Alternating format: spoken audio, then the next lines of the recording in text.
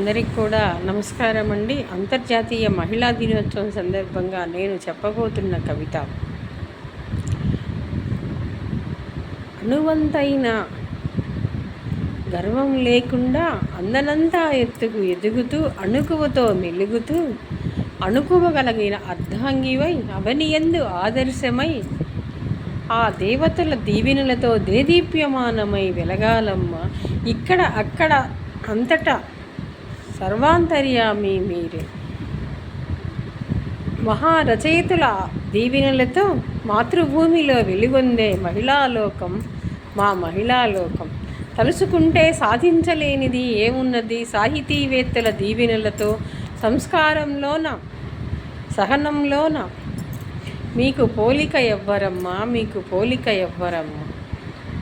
డాక్టరుగా, యాక్టరుగా, కలెక్టరుగా, రక్షక భటురాలిగా, మహారచయితగా, గాయనీమణిగా, నటీమణిగా, అమ్మగా, అక్కగా, చెల్లిగా, అనురాగవల్లిగా, భర్త మెచ్చిన భార్యవై, భారతీయ మహిళవై, నారీ లోకానికి ఆదర్శమై నడియాడిన నారీమణులకు నా అక్షర కవితా శుభాభినందనలు, నా అక్షర కవితా శుభాభినందనలు.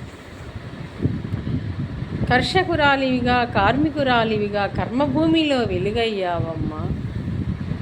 నీ సేవలు వెలకట్టలేనివి మదర్ తెరీసా సేవలు. దేశం కోసం పోరాడిన వీరవనితల ఆశయాలకు అడుగులు వేస్తూ విశ్వమాత దీవెనలు పొందుతూ విశ్వానికే ఆదర్శమై వెలుగొందండి అంటుంది మాధవి సహజ కవయిత్రి గుంటూరు. ఎన్నో అనుభవాల మీద మేము ఒక రచయితగా ఎదిగినా చెబుతున్నా మహిళా దినోత్సవం జరుపుకుంటున్నాం. ఈ ఒక్కరోజే కాదు, మనకు ప్రతిరోజు కూడా మనం ఇంట్లో నడిచినప్పుడు, అనురాగవల్లిగా నడిచినప్పుడు ప్రతిరోజు మహిళా దినోత్సవమే.